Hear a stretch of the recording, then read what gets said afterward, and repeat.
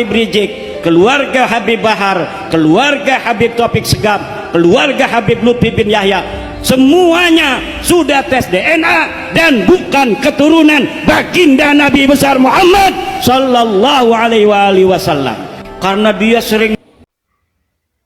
Assalamualaikum warahmatullahi wabarakatuh. Bismillahirrahmanirrahim. Alhamdulillahirabbil alamin. Allahumma shalli wa sallim ala sayyidina wa habibina Muhammadin wa ala alihi wa ashabihi ajma'in. Amma ba'du.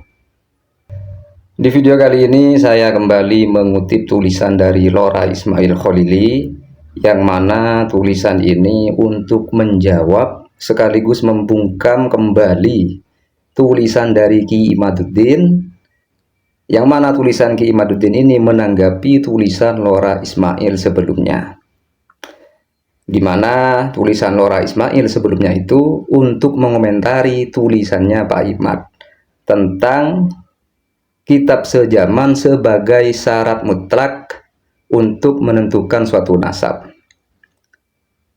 Jadi tulisan Lora Ismail yang saya kutip tersebut ialah berjudul Kiai Imaduddin Utsman alih-alih memberi dalil syarat kitab sejaman malah memberi tutorial sholat istikharah. Jawaban untuk tulisan bantahan Kiai Imad. Silahkan untuk lebih jelasnya bisa Anda baca sendiri tulisan beliau ini di akun Facebook beliau, yakni Lora Ismail Khalil. Intinya, tulisan Lora Ismail ini menjelaskan bahwa Ki Imad tidak menjawab secara ilmiah atau tanpa dalil tentang teori syarat kitab sejaman atau yang mendekati yang dikeluarkannya selama ini. Artinya membuktikan bahwa teori syarat kitab sejaman atau yang mendekati hanyalah buatannya Pak Imad sendiri. Jadi seolah-olah Ki Imad di sini sudah menjadi mujtahid, bahkan seakan-akan menjadi mujtahid mutlak dalam bidang ilmu nasab. Tapi saya kira bukan buatan Pak Imad secara murni ya. Sebab sebelum-sebelumnya itu sudah ada tulisan-tulisan orang luar yang memang kerjaannya itu suka batal-batalkan nasab kabilah-kabilah yang terkenal sebagai dzurriyyah Nabi. Yang tulisannya mirip dengan tulisannya Pak Imad dalam hal penetapan nasab harus dengan adanya kitab sejaman. Yang mana hal ini sudah pernah dibongkar oleh Kiai Fakhrul Razi, Ketua PBNU bidang keagamaan, beberapa waktu yang lalu lewat tulisan di Facebook beliau yang pernah saya kemas di konten sebelumnya. Dan syarat kitab sejaman ini juga pernah dicetuskan oleh pentolan kelompok Wahabi ya, yang bukan pakar nasab, yakni kita mungkin sudah kenal, yaitu Murad Sukri. Jadi saya fokus pada tulisan Lora Ismail ini di bagian tentang cara atau turuk dalam menetapkan nasab dengan tes DNA atau ilmu biologi, yang disebutkan di kitab Rosail fi Ilmil Ansab karya seorang nasabah atau ahli ilmu nasab, yakni Sayyid Husain Haidar Al-Hashimi. Di situ dipaparkan bahwa cara yang diakui oleh para ahli biologi. Jadi para ahli biologi itu menambahkan tes DNA sebagai cara atau opsi untuk mengkonfirmasi sebuah nasab, dan ini sudah diikuti oleh para ahli nasab. Akan tetapi cara ini, yakni secara pasti dan tanpa khilaf, hanya bisa mengkonfirmasi bahwa seseorang bernasab kepada ayahnya atau kepada kakek-kakek terdekatnya saja. Sedangkan yang berkaitan dengan nasab-nasab yang jauh, dengan kakek moyang yang lebih mendalam dan mengakar, maka cara ini tidak bisa memastikan. Dengan meninjau riset dalam hal ini atau dalam tes DNA ini masih tahap permulaan jalan. Karena itu tidak ada teori yang pasti sampai detik ini yang bisa dijadikan acuan bahwa tes DNA dapat untuk mengkonfirmasi generasi yang jauh. Seperti itu. Maka ini makin melemahkan argumentasi pemikiran dari kelompok Ihmadiyah yang mengharuskan tes DNA untuk menentukan tersambung tidaknya suatu nasab. Padahal sudah jelas bahwa yang pertama, tes DNA ini hanyalah opsi atau cara atau torik dari beberapa opsi yang lain dalam mengkonfirmasi dan mengisbat suatu nasab. Jadi cuma cara atau opsi pilihan, ya. Maka soal istilah cara dan syarat, ini Pak Imad masih belum bisa membedakan mana yang cara, mana yang syarat. Itu yang pertama. Yang kedua, tes DNA ini hanya untuk generasi yang dekat, tidak bisa untuk generasi yang jauh. Karena tes DNA ini masih dalam tahap permulaan. Bahkan sampai detik ini masih belum bisa memastikan untuk generasi yang jauh. Begitu. Ini ulama nasab, pakarnya yang menyatakan, ya. Nah, masa masih mau percaya pada Pak Sugeng dan Ki Imad? Dan uniknya ketika Pak Imad menjawab tulisan Lora Ismail, ini tidak menyinggung sama sekali metode penentuan nasab dengan cara tes DNA yang ada di kitab yang dibuat hujah untuk menanggapi tulisan Lora Ismail tersebut. Ini gimana kok makin nampak ambisinya untuk membatalkan nasab habaib?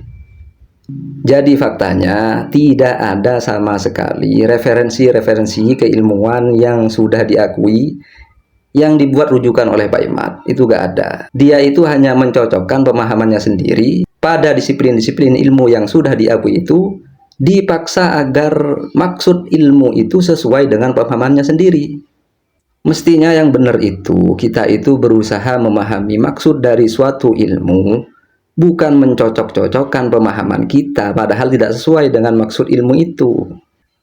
Kemudian lagi-lagi kebohongan yang dinyatakan oleh Ki Imad itu terbongkar, yang mana katanya Pak Imad, keluarga Habib Lutfi bin Yahya sudah ada yang melakukan tes DNA. Padahal faktanya tidak ada sama sekali keluarga Marga bin Yahya yang terdata di Family Tree DNA dan yang lain. Terus juga di situs Jawis Gen, kalau keluarga bin Yahya telah melakukan tes DNA, itu tidak ada. Ini Pak Imad sudah berbohong, ya, sampai dikeluarkan seolah menjadi kebenaran. Termasuk kebohongan si Ubat yang menyatakan kalau Habib Umar bin Hafid sudah melakukan tes DNA yang haplogrupnya G. Itu hoax. Ini ada video dari Nyai Raden Linawati yang membuktikan kedustaan pernyataan Ki Imad tersebut, termasuk pernyataan dari si Ubat itu, ya. Monggo disimak dengan baik. Sekali lagi, apakah Anda masih mau percaya dengan Ki Imad yang sering mengada-ngada, bahkan berdusta? Dan juga saya akan tampilkan video dari Gus Rumel tentang kedustaan Ki Imad yang lain, yang menyatakan kalau 180 orang dari Ba'alawi atau habaib sudah melakukan tes DNA. Padahal lagi-lagi faktanya yang benar-benar Ba'alawi yang sudah tes sesuai data yang ada di Family Tree itu tidak kurang dari 5 orang. Monggo ini disimak juga baik-baik. Terakhir dari saya, ingatlah sebuah hadis Nabi, wa iyyakum wal kadzib fa innal kadhiba yahdi ilal fujur wa innal fujur yahdi ilan nar. Dan hindarilah sifat bohong atau dusta, karena kebohongan itu membawa pada kejahatan, sedangkan kejahatan itu membawa pada neraka. Na'udzubillah min dzalik. Assalamualaikum warahmatullahi wabarakatuh. Hari ini kita akan menjawab fitnah bahwa keluarga Habib Muhammad Lutfi bin Yahya sudah melakukan tes DNA. Faktanya tidak ada satupun dari keluarga besar Habib Muhammad Lutfi bin Yahya yang melakukan tes DNA, baik itu di family tree atau di tempat lain. Data di family tree membuktikan bahwa bin Yahya terbukti 0. Tidak ada satupun yang melakukan tes DNA, tidak ada hasilnya di Ba'alawi Project di Family Tree. Kemudian untuk tes DNA yang lainnya juga 0, tidak ada. Data di Jawis itu juga membuktikan bahwa tidak ada bin Yahya Indonesia, bin Yahya Ba'alawi Indonesia, ataupun bin Yahya Ba'alawi dunia, ataupun yang ada di Yaman, di beberapa negara tidak ada satupun yang melakukan tes DNA. Jadi berita itu hoax. Tes DNA sampelnya menggunakan DNA dari para rabi Yahudi Kohanim di Israel dan menggunakan DNA dari fosil manusia monyet purba yang diambil dari Museum Manusia Monyet Purba. Ini data resmi di Family Tree DNA.